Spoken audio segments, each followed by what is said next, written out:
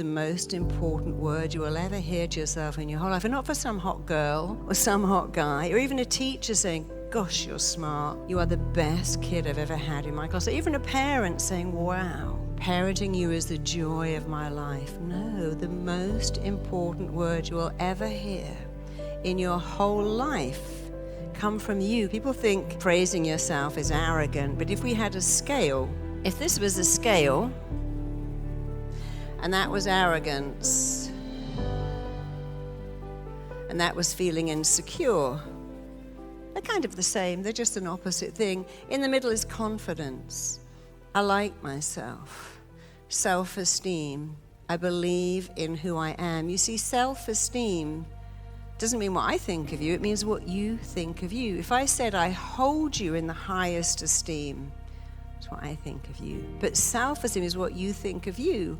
And when you have self-esteem, you're not arrogant, but you're also not insecure, because you understand that it comes from in here. And you have the power to change in here massively when you learn how to dialogue with yourself. So we want to be the CEO of our own mind. How do we do that? Well, it really is very easy. Don't complicate it. It all comes back to how do you talk to you. Because if I said to you, oh, you're so smart, I love what you're wearing, I love your hair, I love your shoes, you're amazing, could you stay behind today and help me empty out my stuff? I've totally manipulated you with praise. And the mind understands that. If someone is mean, we go, well, my dad was really mean today, but he's got some issues. He's fighting with my mum. He's got some problems at work. He's just having a bad day. We can actually work out whether someone is mean or nice, but our mind believes whatever we tell it. If you're mean to yourself, it's true. And if you're good to yourself, it's true. So let me show you how your mind tunes into whatever you say and makes it real. Put your hand in front of your mouth. So if you're about to eat something, put it right up here. Close your eyes. And I want you to imagine you're holding in your hand half of a big, fat, juicy lemon, a gorgeous, ripe, juicy lemon.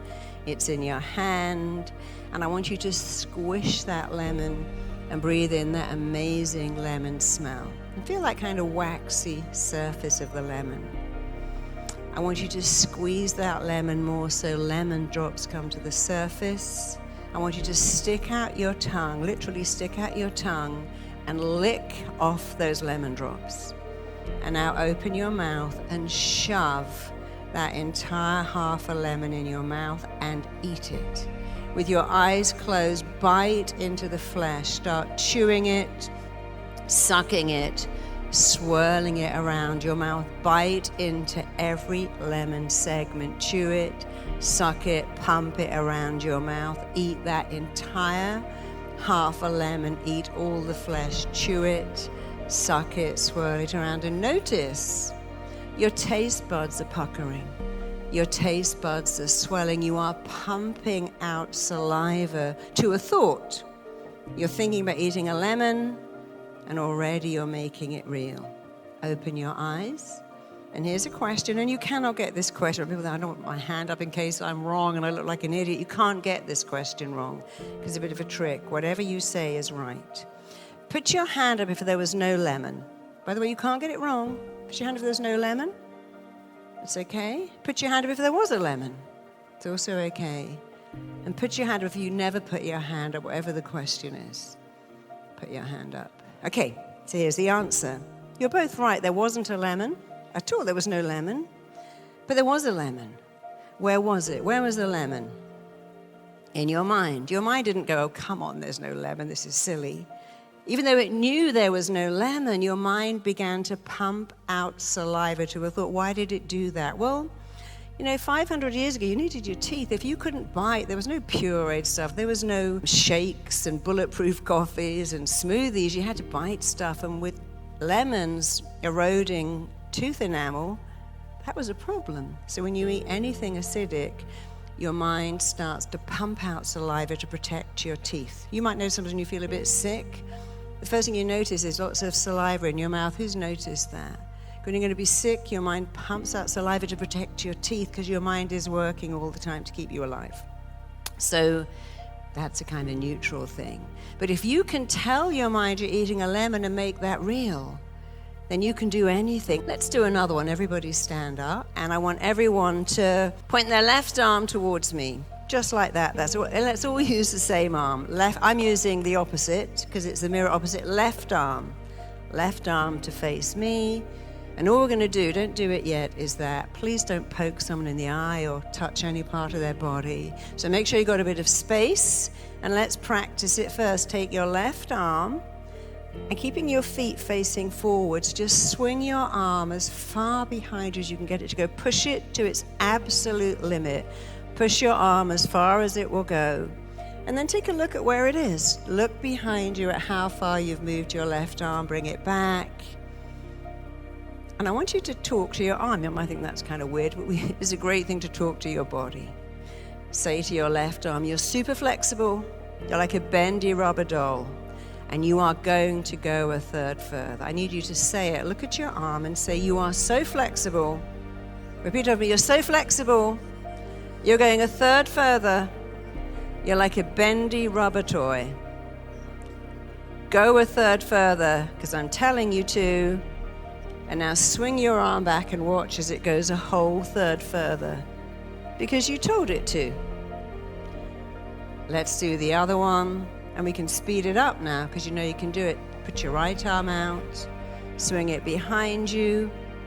Mark, it'll go further because you know it can. Mark how far it's gone. Bring it back.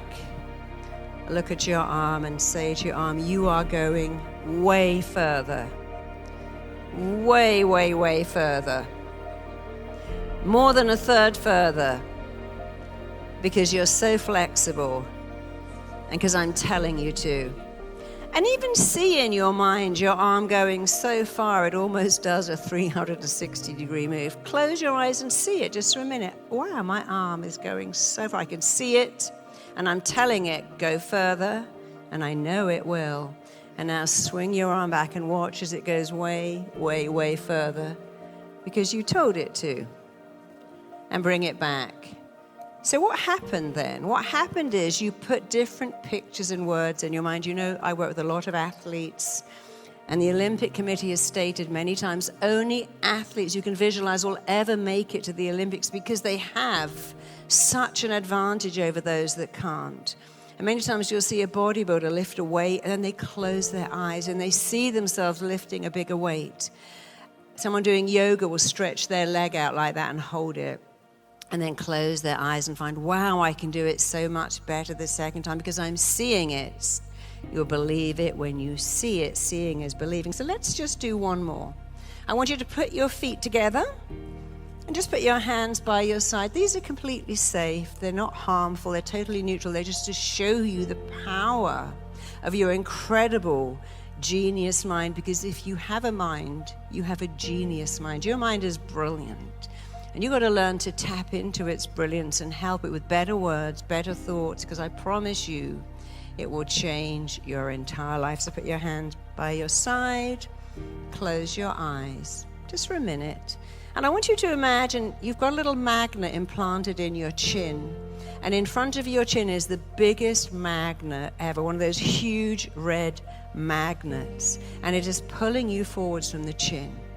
There is a massive magnet in front of your chin. You've got a little magnetic chip in your chin, and that magnet is pulling you forwards, forwards, forwards. Your chin is moving forwards. Your head is leaning forwards. Your body is tilting forwards. Your shoulders are being pulled forwards, forwards, forwards. You really want to bend at the waist as you move forwards, forwards. And you actually notice that you really want to come up onto your tiptoes as that magnet pulls you even more forwards, even more forwards. Your knees are locking. You're coming up onto your tiptoes. You're bracing your legs as that magnet pulls you more forwards, even more forwards, even more forwards. You are moving forwards, bending forwards, leaning forwards, because that magnet is so powerful. It's pulling you forwards, forwards, forwards. Only now that magnetic chip has actually gone to the back of your head. And the magnet's gone behind your head, and this time the magnet is pulling you backwards. You are bending backwards. Your head is going backwards. Your chin is coming up into the air. You are locking your knees. Your toes are coming forward. You're arching like a bow as that magnet pulls you backwards, backwards, even more backwards. Your shoulders, your head, your ears are pulling backwards, backwards, backwards. Only now the magnets move to the left of your left ear. That little magnetic chip is in your left ear, and that magnet is pulling you to the left. You're like a tree in a gale. You are being pulled over to the left. Your head is moving to the left. Your shoulders are moving to the left. You desperately want to come right onto the side of your left foot as you lean and move and sway and get pulled like the Leaning Tower of Pisa all the way over to the left.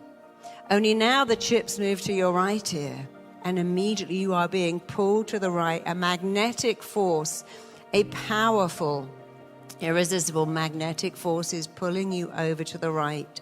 Your head is moving to the right. Your ear is moving to the right. Your shoulders are moving to the right. You are leaning over to the right like a tree in the wind. You are moving to the right, wanting desperately to go onto the side of your right foot, leaning, moving, pulling to the right. And just be aware of what your body is doing. And open your eyes and straighten yourself up. And of course, here's a question again. There was no magnet, but your mind doesn't know, and I promise you it doesn't care. Take a seat. This is what is so important about your mind. It doesn't know, and it doesn't care if what you tell it is good or bad, useful or pointless, beneficial or not. Your mind doesn't know, and it doesn't care. And you just proved it with a lemon. You proved it with your arm. You proved it when you started to do that, and that, and that, and that to a thought. Because your mind makes your thoughts real. Every minute of every day, your mind makes your thoughts real. And if your mind makes your thoughts real, you better learn to make better thoughts.